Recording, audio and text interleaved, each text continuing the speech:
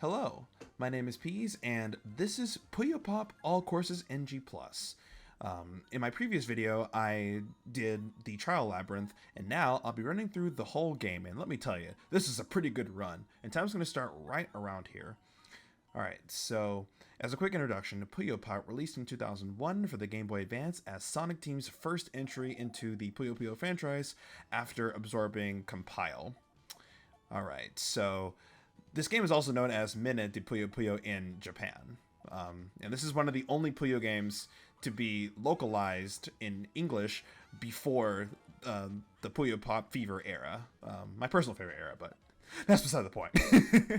Alright, so the whole point of Puyo Puyo is to build as many strong chains as possible. And I say as many strong chains because Puyo Pop uses the Puyo Puyo Tsuu rule set where you're allowed to offset / counterattack your opponent's chains. And that's going to be fairly important for this run. But mainly the two important gimmicks which you'll be seeing when we get to the next course is something called Point Puyo and Hard Puyo. Both of which are actually revamped features from previous Puyo titles, such as Point Puyo being the Sun rule from Puyo Puyo Sun, and the Hard Puyo being a gimmick in Puyo Puyon or Puyo Puyo 4. So, basically what I got there in the first couple of matches were something called all clears, and as you can see, the next time I deal damage, basically my opponent's board will be doubled in terms of damage. All right. So there's really nothing much to talk about in the first split here, other than this is. I like to say this in my monkey ball runs. This is your tutorial. This is partially your tutorial for what's going to happen throughout the game. I haven't used that line in a hot minute. So this is all supposed commentary. So I'm watching the way that I am dropping these pieces, and as you see later on, something crazy will happen. Other than this being a very, very fast run. Puyo Puyo is really difficult to speedrun. And I'm really happy to have been playing the games for many, many years, and to the point where I could just pick up any Puyo game and try to make a speedrun out of it. Alright, so I did a little quick reset right there, just to make sure whenever the AI's board dropped, that's when you just reset. It skips through basically a lot of the cutscenes, since you can't turn off cutscenes in this game, unfortunately. And also saves the time of mashing through the results. Unless you top out, of course, assuming that your lowest score, or basically you can't get a high score PB after you top out. So, all right, so we're gonna be introduced to the Point Puyo rule set, where essentially, whenever you clear Point Puyo from your board, you deal more damage compared to setting off a normal chain. It's slightly weaker than your usual power chain, which is essentially grouping multiple colors of Puyo together, as opposed to getting, say, a 3-chain or a 4-chain. In that, like I said, in that order, you basically mash a bunch of those colors together, like off of a 2-chain, for instance, and you deal loads of damage. And so that's basically what I'll be trying to do for the speedrun, as well as come up with these builds, such as Stair-stacking Grand Tanaka Rinser or GTR, and a little bit of Sandwich. So all these build talk is kind of making me hungry. Sandwich. Alright, so a lot of Gold Town, actually all of Gold Town will be basically Point Puyo damage being dealt on both sides of the board. So this game is kind of similar to Puyo Puyon in that every zone, I guess you could say, or every course, has its unique gimmick to the board. Whether you start with a lot of Garbage Puyo, or you start with some Point Puyo, or you start with a clean board, essentially. Alright, so I'm trying to go for this. Basically, I am trying to go for a power 3, or at least a power 4.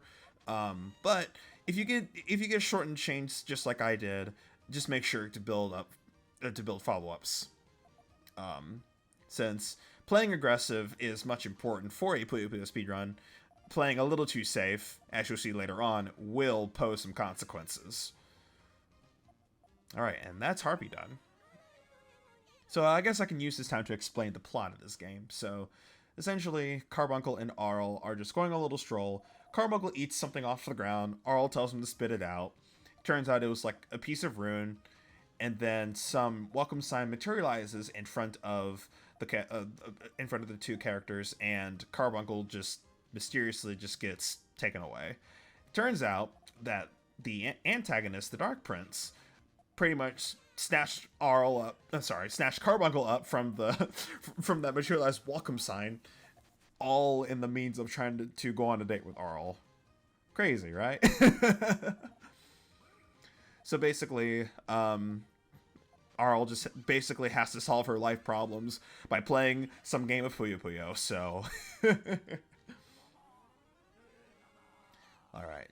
Another thing to note is that all the characters are voiced in Japanese, even though the text can be toggled between English and Japanese, but when they localized this game, they just chose to not to get any English voice actors to record some lines, so you kind of have to be a super duper Puyo Puyo fan, you know, like play the arcade machines, somehow imported the games to the Genesis, you know, way back in the 90s, things like that. Some people know Puyo Puyo as like Dr. Robotnik's Mutant Machine or Kirby's Avalanche. Myself, I learned of the series through Mutant Machine, and I watched like some combo chaining video of, it was some dude hitting a 19 chain, I believe, and I was like, this is maybe a machine? It turns out it was actually called Puyo Puyo, and then years later I started playing Puyo Pop Fever, and that quickly became one of my favorite video games of all time, and it still is to this day. Alright, so we are now into Gajiko Dungeon, where we are now introduced with the hard Puyo. So essentially, it takes more than one pop to get rid of the hard Puyo, which can be really annoying and basically rewards aggressive playstyles.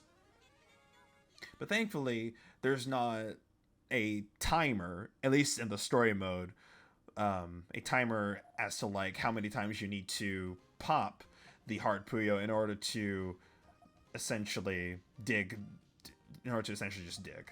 So, oh yeah, I forgot to mention that the music changes can indicate the difficulty increasing, as well as the final level, essentially happening. And this music is basically GBA remixes of the Puyo Puyo Tsuu battle music, since that's the most iconic Puyo game to this day, so... Alright. So, the big difference between All Courses and Trial Labyrinth standalone is that All Courses is of course your endurance test. You're playing through all 5 of the main courses. You're fighting the same characters over and over. Pretty much that. Whereas the Trial Labyrinth, it's more of a challenge type route. It's an extra course, as what the game pretty much calls it. That isn't to say that a little endurance test isn't too bad, you know? I kind of enjoy being able to do endurance tests, if you will. Alright, so Zodaimo, one of my favorites, original Puyo Puyo characters, and there are so many things to talk about in terms of the franchise, given that, of course, this run is really just me doing the same things over and over and over. Like I said, endurance / consistency. I'm probably going to butcher this pronunciation. These characters are from the Japanese exclusive RPG game called Madu Montagari. And the Puyo Puyo are based off of these little creatures that you can collect, use, and of course pop in said RPG game. And I'm very glad that they decided to make a game based off these little creatures. So, all right, this fight is actually against my favorite character from the Maru Monogatari era, Rulue. She happens to be Arl's rival, and she has the biggest crush on the Dark Prince. It's kind of funny because the Dark Prince ends up turning Rulue off, or basically turning her away from him. So it's very, very complicated love triangle, if you will. All right, so this next fight is against the her name is Draco Centauros. She's the first character you fight against in Puyo Puyo 1. She's known to be very simple, very easy to fight against, but for some reason, the more times that you have to fight her, she becomes increasingly more difficult to deal with. Thankfully, she's not too bad this early on, so almost had a little menuing error going to the next course as opposed to the magical tower. And the reason why we're fighting Kikimora so much as our first fight is in the cutscenes, she's essentially explaining to us what these new gimmicks are. And it's funny too because in Puyo Puyo Sun, she straight up just didn't like Arl at all, but for some reason she decides to be very, very kind to her, I guess. All right. So, believe it or not, I hit this 5 chain, and I was thinking, how was I able to basically get the turnaround to work so well? I thought my chain was just gonna cut. Sometimes we just do a little cooking in Puyo Puyo, and that's just how it be. All right, so we're gonna be fighting the funny fish Sekidara again, and one thing I must mention is that Sekidara, Harpy, and Nohoho all have set AI patterns in how they build their Puyo. Now, this is a little bit of foreshadowing as to what may happen in the Trial Labyrinth. That's all I'm gonna say. The game's RNG can be very punishing. Usually, the Garbage Puyo will fall into column 1. Basically, there are 6 columns, column 1 being the leftmost column, and column 6 being the rightmost column. The game will find ways to screw you over, essentially, and if you're really close to topping out, the game knows. That's pretty much that. Alright, so Incubus can be a little bit of a nuisance, considering that he's a bit of a nuisance character-wise. There's actually a funny dialogue in the main cutscene, which we won't unfortunately see, where he says, yo, I'll just tell you, alright, yo, what's your sign? And then Arl goes, my star sign is octagon, it means stop. That's one of the greatest lines in video game history. Mad underrated, but who cares? That's my honest opinion. I remember just streaming this, and quite a few of my friends were watching, and we just straight up laughed at it. It was just so funny. And we're up against another misunderstood character by the name of Shezo. And I'm so glad that the Garbage Puyo didn't drop into column 1, because that would have kind of almost been over for me, essentially. But anyway, Shezo's personality is so, in quotes, misunderstood that it basically became a meme across many Puyo Puyo games. And if you play Puyo Puyo Tetris, you may know what I'm talking about. Alright. So, we're coming up against the Witch. And she is known to be one of Arl's rivals. And she's basically, her whole demeanor is that she wants to be the best magician. Aside from Arl, of course. But of course, Arl is just going to cast Mind Blast or Brain Dumada in Japanese. It's kind of cool how they were able to translate these spells into English. Like, of course, Fire and Ice Storm are pretty straightforward. Diacute is Diamond Cutie in Puyo Pop Fever. Jugemu is Judgment, and Brain Dumada is Mind Blast. So, of course, I may have butchered the Japanese pronunciations of the spells, and me personally, I kind of grew to enjoy the Japanese voices after basically playing a lot of the Japanese exclusive Puyo Puyo games, such as 15th Anniversary, 20th Anniversary. Even when they localized Puyo Puyo 2 for Sega Ages, it's still in Japanese. But fun fact, I did mention that Puyo Puyo was originally released for the arcades. So, quite around some time in 1991, that was when Puyo Puyo released, there was an English arcade cabinet of Puyo 1. So basically, the characters that you see have mostly their English names. Arl's was Sylvania, but for whatever reason, they decided to change it to Arl. So, alright, so you may notice that now these boards are becoming a little bit more of a nuisance, if you will. So I'm doing a little bit of an abbreviation of stair stacking just to ensure that I get these quick and fast power chains to where the AI will just immediately top out like so. And yes, they will try to stall in order to basically sustain, I guess, even though they already lost. Alright, so the music is going to change right here, even though this is not the last fight.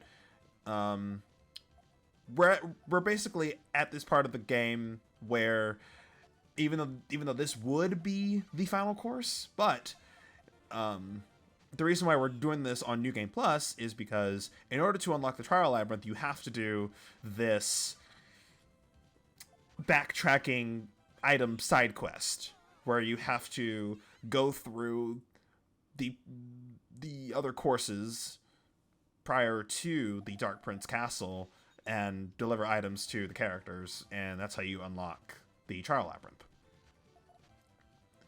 So ideally, you could like do a 100% run, but the backtracking just makes it very, very counterintuitive. Like this is not Metroidvania we're talking about. This is Puyo Puyo. All right, so the game will get faster, and because the game gets faster, the AI becomes a bit more aggressive. It can be hard to basically know what exactly they're going to do.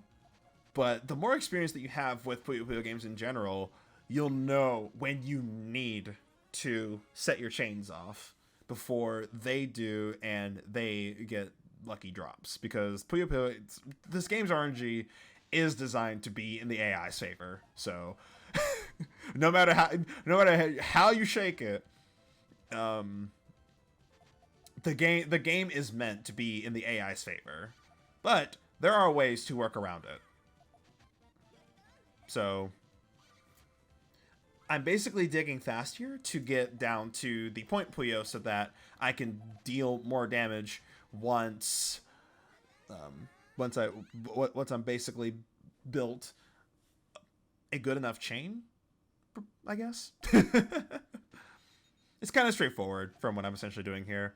So doing a little bit of stair stacking with this formation here, and doing of course some digging. Since like I said, you want to play a little bit aggressive. And thankfully, whenever the Puyo go a little bit fast, the AI can also just start dropping things in random places. All right. So we're up to the final course of the run, and when I was recording this earlier, I was very not so much very nervous, but I was more in the mindset of, okay, this just needs to be good, just so that I can have something to talk about over, as part of a submission video. For essentially, because I know good and well that this is going to be very difficult to run against. So, one thing to also keep in note is that the color of how many color of Puyo can actually matter in terms of making your builds, such as all clears are much easier with 3-color Puyo since it's less RNG to work with. I reckon around like 80% of the time you can get an all clear. With 4-color Puyo, it's best to just go for, you can go for the power chain slash an all clear. But for me, sometimes whenever I'm feeling like, okay, I don't want to mess this up, I will go for GTR or Grand Tanaka, which basically guarantees a 3-chain if built correctly. Of course, if you try to do it with 5 colors, it's much difficult since you have more RNG to work with, and the more RNG, the more painful it can be. So, I did not mean to spit bars right there. Alright, so this next fight is against Rulue, and this is my favorite fight of the entire run, because you can either beat this really, really fast, or you can have what happened like right here and lose roughly about 8 seconds, which the timer's just starting to come tick a little bit. All right, so I actually didn't mention about natural places for donations and or announcements really.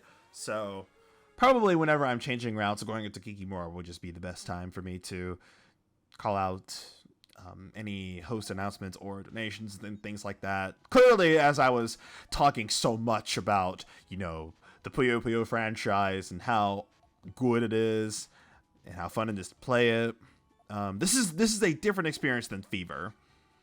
The nice thing about playing different Puyo Puyo games is that aside from the modern games being built upon Fever, these games were really built upon Puyo Puyo Tsuu, with some very, very challenging gimmicks.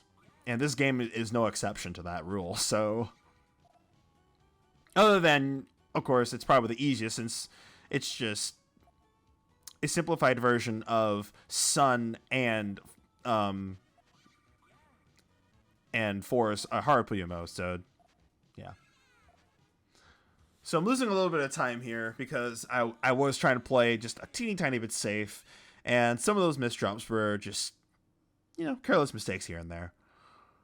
But we are cleaning through the Trial Labyrinth really nicely, and we're coming up to No Ho Ho, where we go back to 3-color Puyo, and we're given the opportunity to get an all clear, but I believe right here I was like, you know what, I'm gonna just bail out. Because if I get the all clear and No Ho Ho gets the frog stacking off, with enough Point Puyo, I could actually lose the game. So, making this very quick and cut 3-chain, blocking all of No Ho Ho's resources, and I only just lost about 0.8 compared to my previous previous run of that split. So, not too big of a deal. All right, so we get to see Kikimora again for the last time. But this time we are just straight up playing the game as usual. Just as usual. Alright, so I'm getting a little greedy here. Trying to get this this power 2 off. Ideally, I could have actually went for a tad bit more greed, but I decided to play just a little bit aggressive here because she's just going to top out anyway. So I guess it all worked out in my favor, thankfully. All right. So we're almost halfway done with the Trial Labyrinth, and basically you're going to see the big difficulty spike in terms of the game getting a little faster and the AI becoming a bit more aggressive. Not so much smart, but very, very aggressive. Alright, so for this fight here, I opted to go for the 4-chain because I wanted to ensure that even if Sugidara was able to get a counterattack off, because, this, like I said, this game is very reliant on RNG, he wouldn't have been able to offset that much damage that I would have dealt to him. Alright, so next up is Harpy. And basically, same thing as she did a couple of other times, where she stacks her Puyo in columns 1 and 6, and then she plays the game, essentially. Right here, I'm trying to go for this, once again, a power chain, and unfortunately, fortunately, I was able to get the 4-chain, but as you can see, that was a little slow. Thankfully, we're able to clear out this fight right here, so nice. So the music is going to change when we get to Zou Daimo, and this is where the hard Puyo is going to become a bit of a nuisance.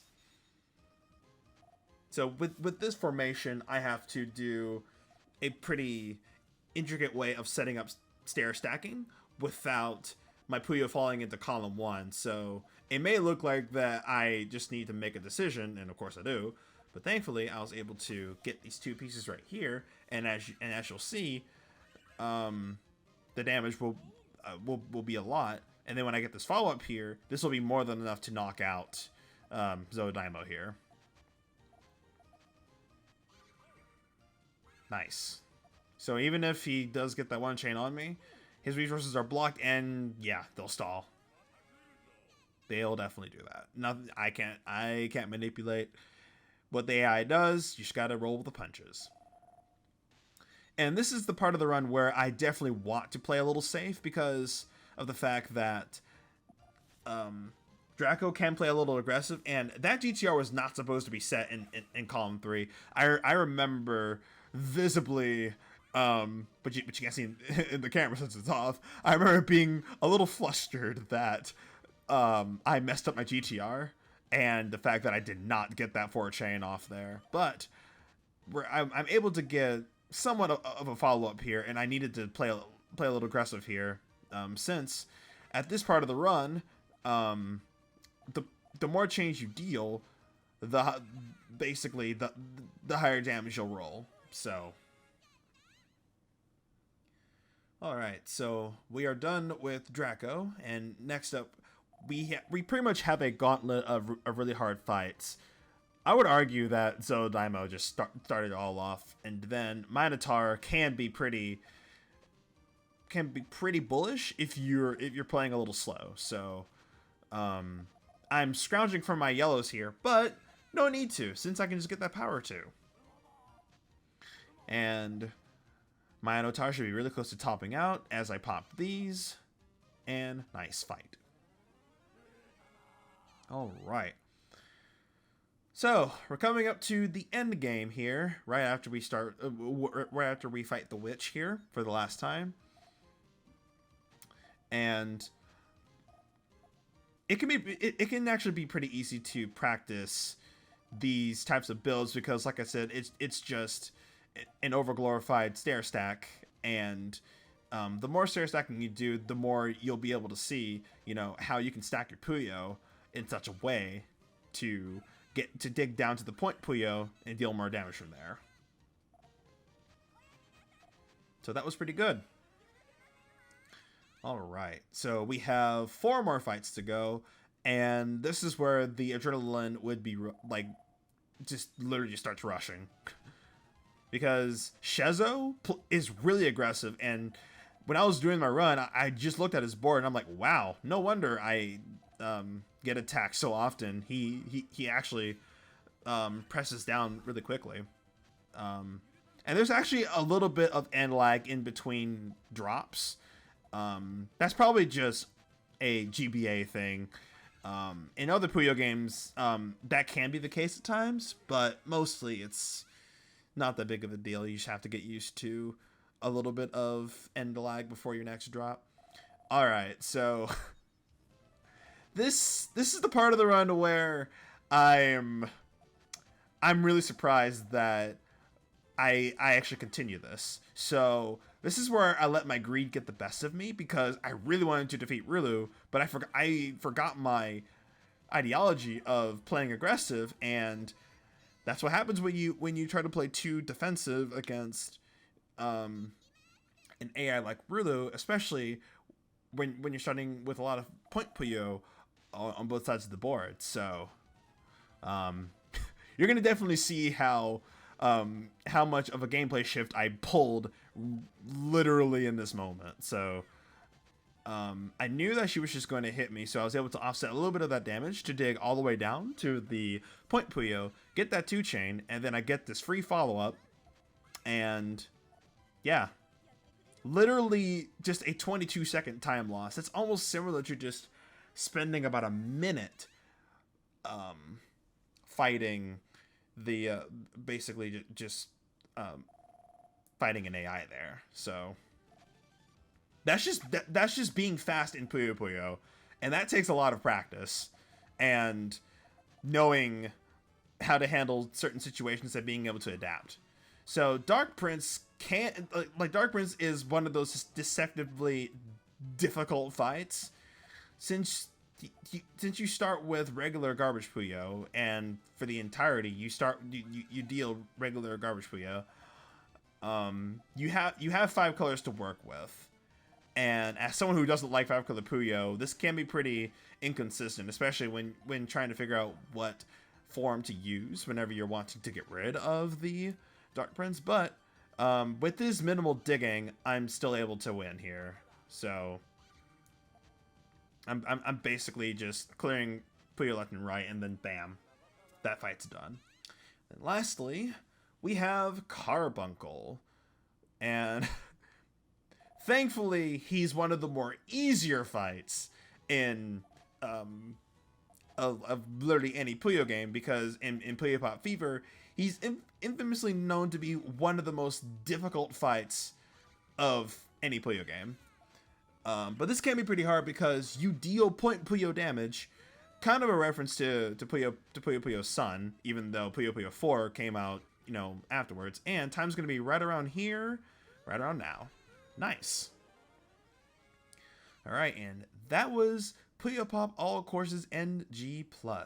Thank you very much for watching, and when I submit this as a, you know, as a potential marathon run, whether it be GDQ, mainly GDQ, of course, or any marathon, thank you very much for watching and considering this run.